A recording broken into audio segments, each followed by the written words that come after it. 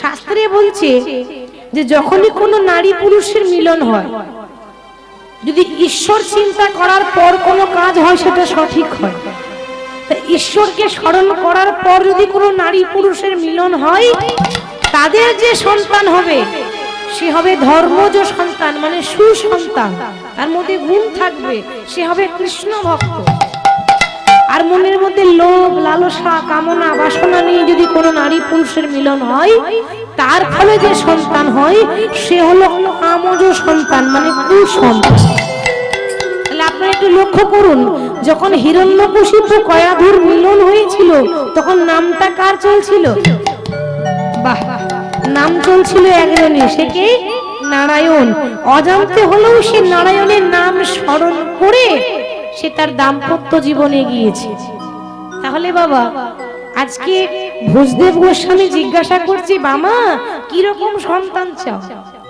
কুসন্তান চাও না সুসন্তান চাও? বলে, স্বামী গো, আমি কেমন সন্তান চাই জানো? আমি একটা কৃষ্ণ ভক্ত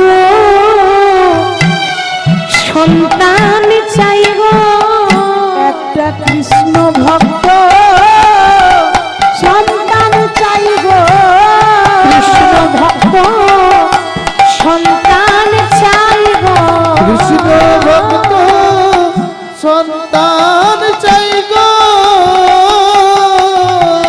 সে যেন কৃষ্ণ কৃষ্ণ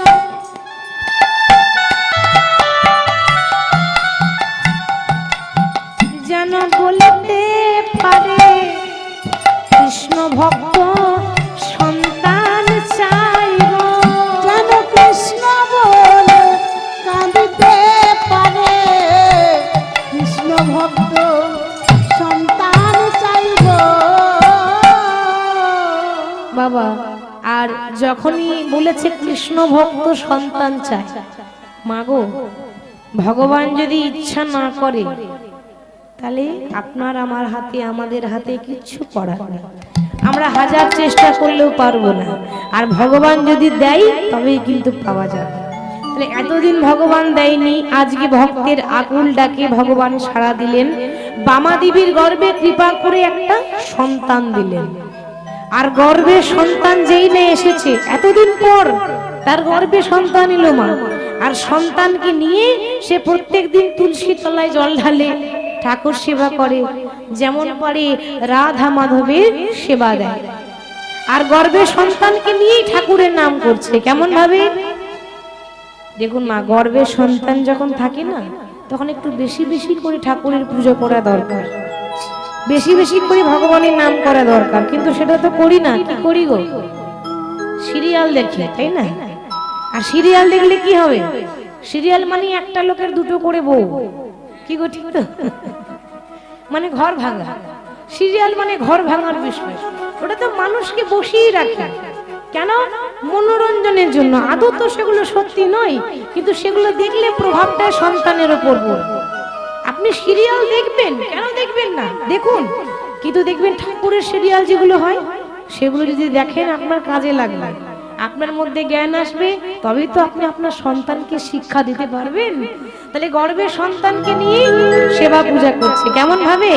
হরি হরায় নম, কৃষ্ণ যাদবায় নম, হরি হরায় নম, কৃষ্ণ যাদবায় নম, হরায় নম, কৃষ্ণ যাদবায় নম, হরি হরি নম, কৃষ্ণ যাদবাই নম, যাদবাই মাধবাই কেশবাই নম, যাদবাই মাধবাই কেশবাই নম, যাদবাই মাধবাই কেশবাই নম, যাদবাই মাধবাই কেশবাই নম, গোপাল গোবিন্দ রাম শ্রী মধুসূদন, গোপাল গোবিন্দ রাম শ্রী মধুসূদন, গোপাল গোবিন্দ রাম শ্রী মধুসূদন, গোপাল গোবিন্দ রাম শ্রী মধুসূদন, গিরিধারী গোপীনাথ মদন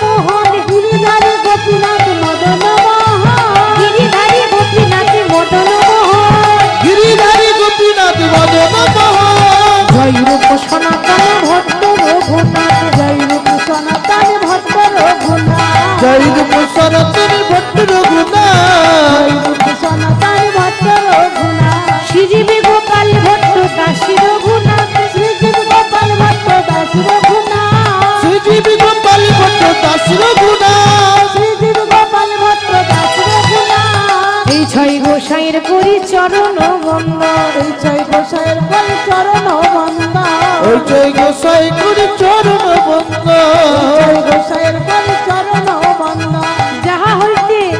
যাহা হইতে বিঘ্ন নাশী অভীষ্ট পূরণ, যাহা হইতে বিঘ্ন নাশী অভীষ্ট পূরণ, জয় বিঘ্ননাশ অভীষ্ট পূরণ। শ্রী গুরু বৈষ্ণব পাদি পদ্ম করিয়াস, শ্রী গুরু বৈষ্ণব পাদ পদ্ম করি শ্রী গুরু বৈষ্ণব পাদি পদ্ম করিয়াস, শ্রী গুরু বৈষ্ণব পাদে পদ্ম করিয়া নাম সংকীর্তনে মাগে নরোত্তম দাস, নাম সংকীর্তন মাগে নরোত্তম দাস।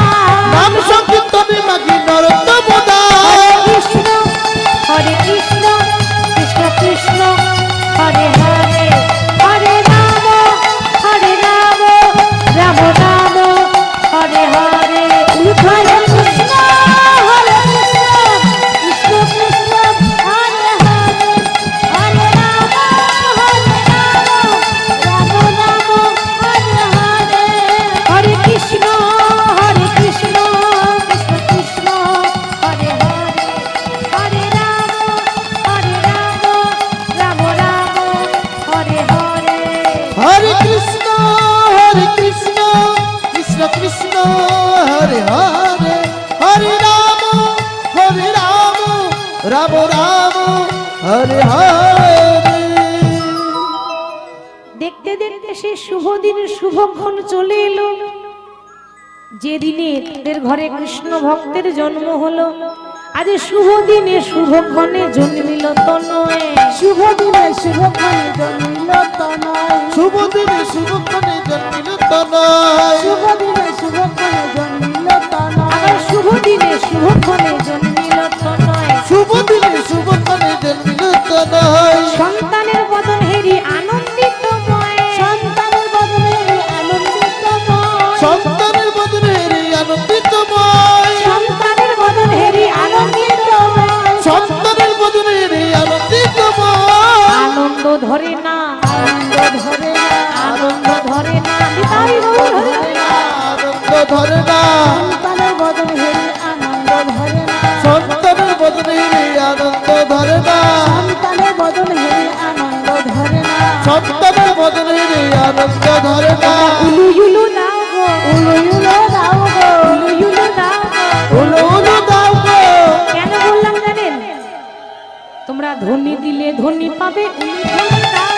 ধনী দিলে ধনী পাবে, উলু ধনী দাও গো, ধনী দিলে ধনী পাবে, উলু ধনী দাও গো। ধনী দিলে ধনী পাবে, উলু ধনী দাও গো, ধনী দিলে ধনী পাবে, উলু ধনী দাও গো। ধনী দিলে ধনী পাবে, উলু ধনী দাও গো। ধনী দিলে ধনী পাবে, উলু ধনী দাও গো। সন্তানের বদন হেরি আনন্দিত ময়।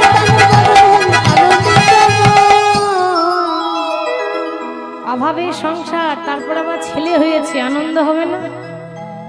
এবার সবাই আনন্দ ধরে না, সবাই আনন্দ করছে, কেউ হরিধ্বনি দিচ্ছে, কেউ উলুধ্বনি করছে। আচ্ছা, সন্তান জন্ম নিলে সন্তানের মুখে কি দেয় মা? বাহ, মধু দেয়। তাহলে বামা দেবী বলছে, স্বামী আমাদের অভাবে সংসারে সন্তান যখন জন্ম নিয়েছে, যাও না ওই সামনে দোকান আছে, ওই দোকান থেকে মধু ধার করে নিয়ে এসো। কি বললে? ধার করে নিয়ে আসবো? কিন্তু কেন স্বামী? মধু কেনার মতো তো পয়সা ঘরে নেই, অভাব, এত অভাব, এত দুর্ভিক্ষ, একবেলা অন্ন জোটে, একবেলা অন্ন জোটে না, সেখানে কি মধু কেনার পয়সা থাকে? ভোজদেব গোস্বামী বললেন, ওগো বামা, ওগো বামা, আমার সন্তান জন্ম নিয়েছে আর আমি দোকান থেকে মধু ধার করে নিয়ে আসবো? সে কি, তাহলে মধু দেবে না? নিশ্চয়ই দেব। ওই দোকান থেকে ধার করা মধু নয়,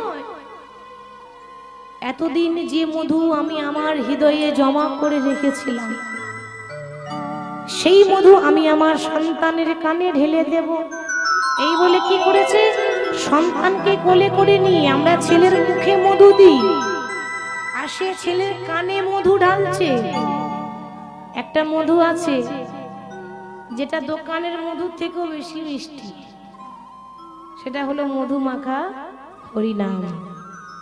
তাই কোলে করে নিয়ে সন্তানের কানে যেই না মধু ঢালছে, এত বলি শোনাইল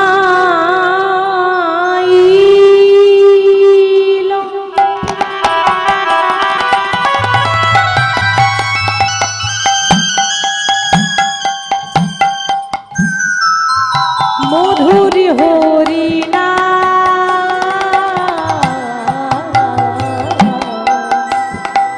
এত বলি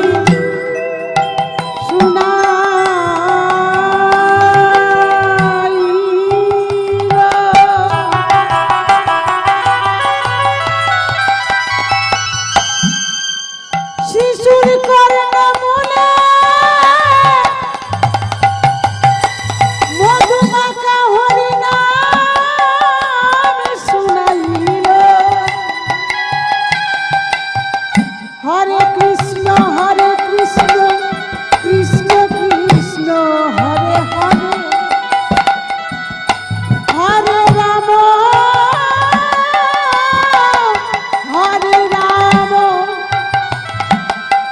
রাম রাম হরে হরে। এত বলি শুনাইল।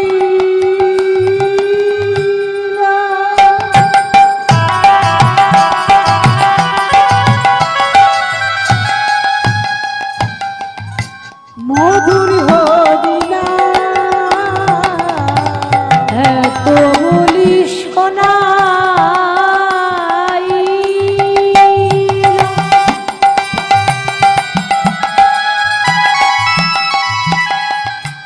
মধুর হরিনাম, এত বলি শুনাইল।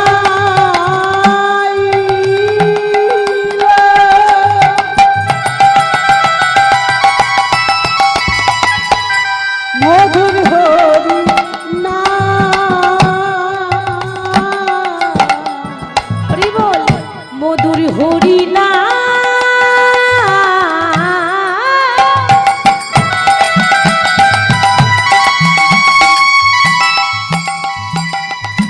শুনে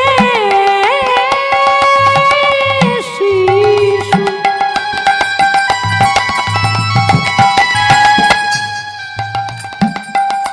হাসে বিরাম, মধুর হরিনাম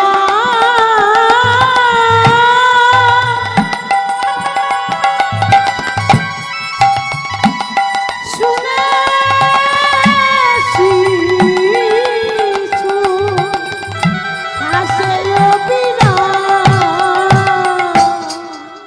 যেই না কানে নাম শুনিয়ে দিয়েছে, ও মা ওইটুকু ছেলে নাম বোঝে? আচ্ছা বলুন তো, শিশু জন্ম নিয়ে হাসে না কাঁদে? কাঁদে, ঠিক। শিশু যখনই কেঁদে উঠেছে, নাম শোনা মাত্র খিলখিল করে হেসে উঠেছে। তার কাঁদা বদনে দেখো হাসি এলো।